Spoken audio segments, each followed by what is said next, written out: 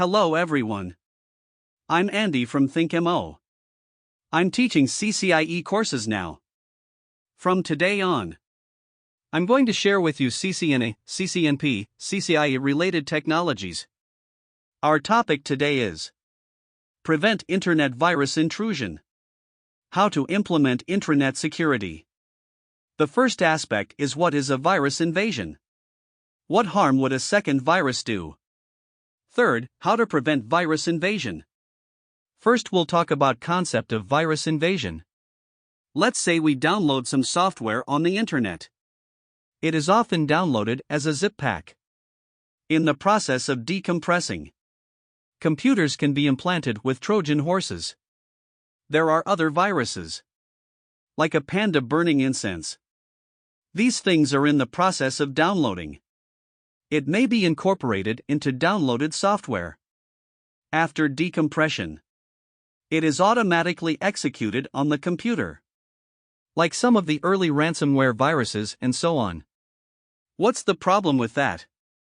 Once you've installed the software on your computer, will automatically execute the corresponding program on the computer. Hackers can then operate your computer remotely. It could cause a problem on your computer.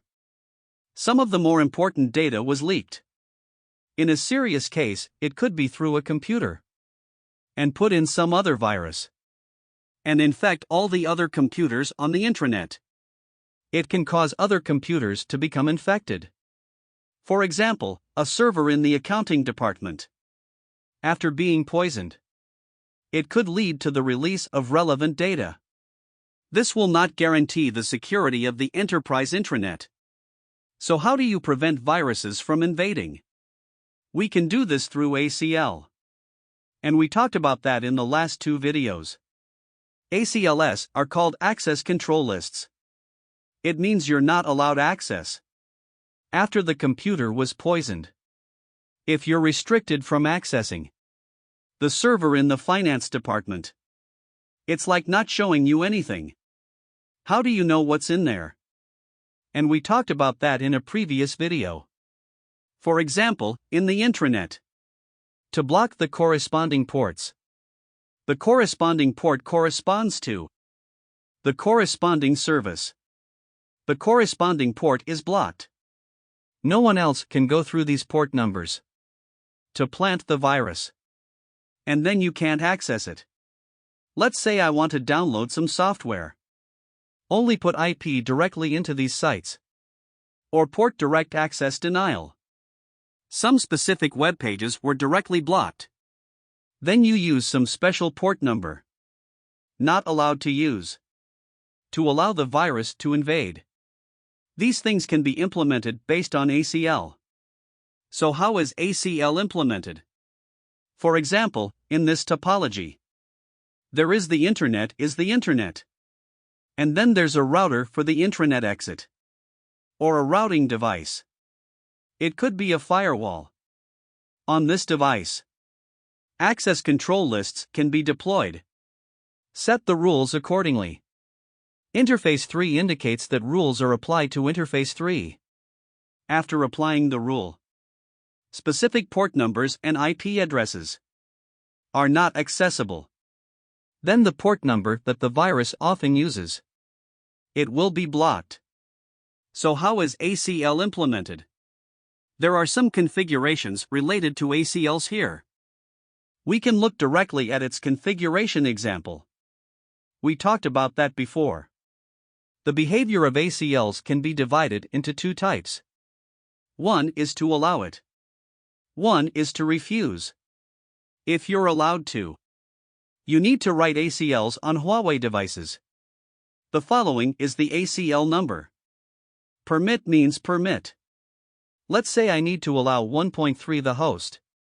Where are you from? That's the source address we're talking about. Source stands for source. The 0 after that is the mask. You can write a rule like this. Of course, after writing this rule, we need to go into the appropriate interface to hook up. This is not mentioned in the manual, but it was covered in the previous video. We need access to the interface. Add another command called ACL. Let's say the specific number is 2001. You can hook up to the direction the data comes in.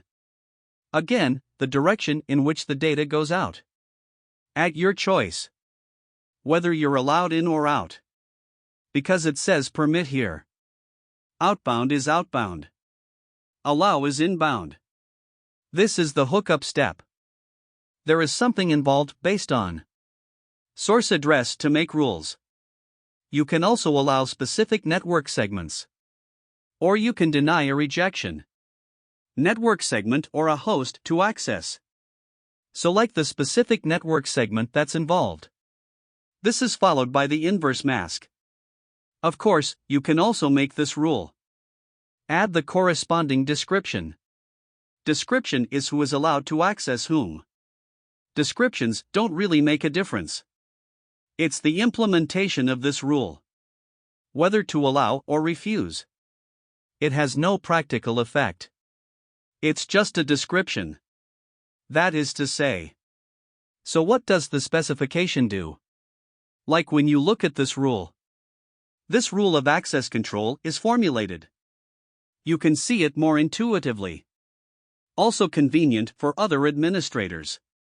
When I see this rule, you can see it clearly. What is this rule for? According to their own needs. And then I made this rule for you. Describe it accordingly. That's how you write an ACL. It's also simple for port numbers. Just write the corresponding port number after it. You can also add a specific purpose. Like who can't visit who. The specific IP address can also be added later. There are many other types of ACL. There are time-based ACL. That is, to be in effect for a certain period of time. That's all for today. If there are any other skills you'd like to learn, feel free to leave a message or send me a private message. If you're interested in what I'm talking about, hope to like and subscribe more. Thank you. See you next time.